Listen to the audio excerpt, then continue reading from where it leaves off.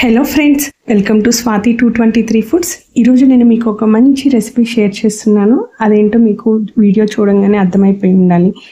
Ice cream అండి. పిల్లలకి సమ్మర్లో ఎక్కువ ఇష్టమయ్యేది ఐస్ క్రీమ్. వీటిని మనము బయట నుంచి కొని తెచ్చిపెట్టే కన్నా ఇంట్లోనే హెల్తీగా ఎలా చేసుకోవాలో వీడియోని మొత్తం వాచ్ చేయండి. అదేవిధంగా రెసిపీస్ని ఖచ్చితంగా ట్రై చేయండి. మీ ఇంట్లో నాలాగే మీ పిల్లలకి మీరు కూడా చేసి పెట్టండి. Healthy and tasty ice cream ఇంట్లోనే ఎలా చేయాలో వీడియో మొత్తం స్కిప్ చేయకుండా చూడండి.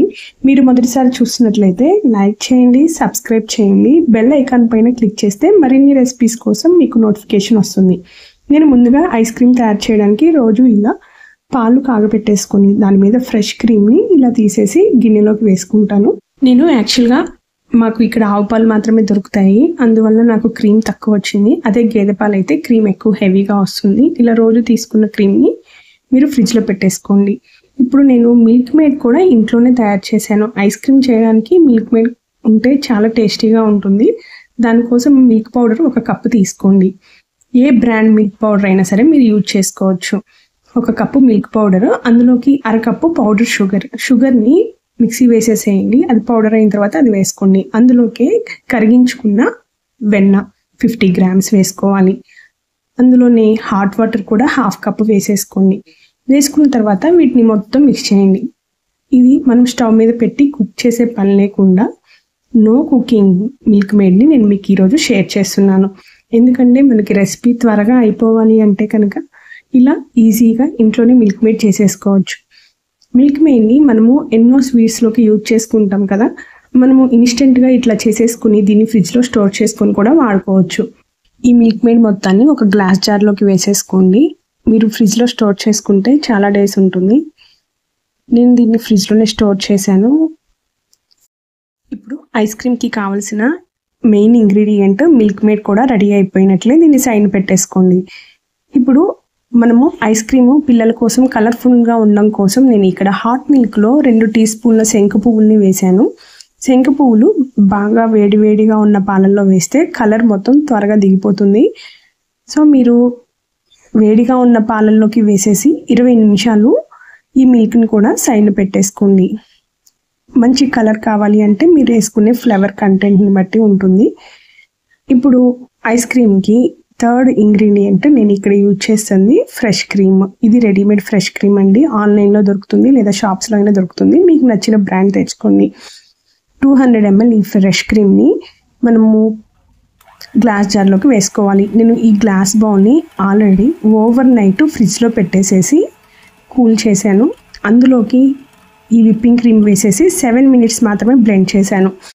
ఐస్ క్రీమ్ త్వరగా అయిపోవాలి అంటే బౌల్ని ముందుగా కూల్ చేసి పెట్టుకుంటే క్రీమ్ త్వరగా బ్లెండ్ చేసుకోవచ్చు, త్వరగా అయిపోతుంది. రెసిపీ చేసుకోవడం కూడా మనకి ఈజీగా ఉంటుంది. ఇప్పుడు ఆల్రెడీ నానబెట్టేసిన శంకుపూల పాలను కూడా వేసేసుకోవాలి. ఇలా ఫ్లేవర్స్లో ఉన్న మిల్క్ని కూడా పిండేసి వేసేసుకోండి మంచి కలర్ వచ్చే వరకు. ఇందులోనే వెనిలా ఎసెన్స్ ఒక క్యాప్, వెనిలా ఎసెన్స్ క్యాప్ ఉంటుంది కదా, ఆ క్యాప్తోనే నేను ఒక క్యాప్ వెనిలా ఎసెన్స్ వేసేసుకున్నాను. అందులోకి మనము ఆల్రెడీ రెడీ చేసి పెట్టుకున్న మిల్క్ మేడ్ మొత్తం 250 ml క్వాంటిటీ అయింది. ఈ 250 ml క్వాంటిటీ మిల్క్ మేడ్ని నేను మొత్తం వేసేసాను. ఇందులోకి రోజు తీసుకున్న పాల మీగడ్ని 200 ml తీసుకున్నాను. పాల మీగడ్ని కూడా వేసేసిన తర్వాత బ్లెండ్ చేయండి. 10 minutes వరకు బ్లెండ్ చేయండి. మీ దగ్గర కనుక ఇలా హ్యాండ్ బ్లెండర్ లేకపోతే మీరు మిక్సీలో వేసుకోవచ్చు.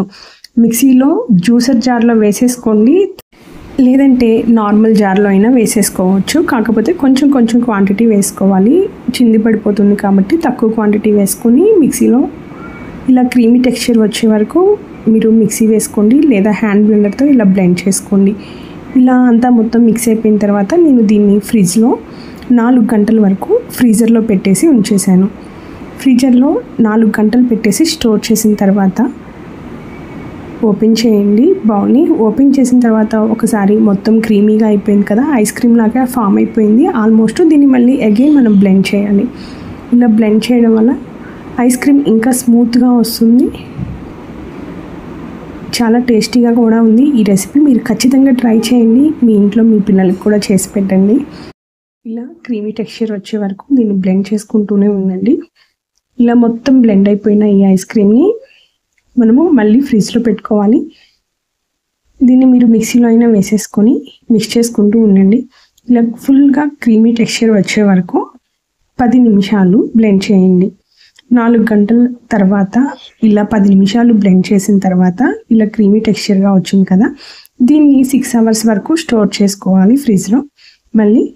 మళ్ళీ ఫ్రిడ్జ్లో స్టోర్ చేసిన తర్వాత దీన్ని మీరు రెసిపీని సర్వ్ చేసుకోవచ్చు. ఇలా ఫ్రిడ్జ్లో మీరు దీన్ని 1 వీక్ వరకు స్టోర్ చేసుకొని సర్వ్ చేసుకోవచ్చు. ఐస్ క్రీమ్ హెల్తీగా ఇంట్లోనే ఈజీగా అయిపోయింది కదా. ఇందులోనే నేను టాపింగ్కి స్ట్రాబెర్రీ యూజ్ చేశాను. అదేవిధంగా నా దగ్గర ఉన్న రోజ్ సిరప్ని నేను క్రిస్టలైజ్ చేశాను. యాక్చువల్గా దాన్ని బౌల్లోకి వేసేసి నేను డ్రై చేశాను.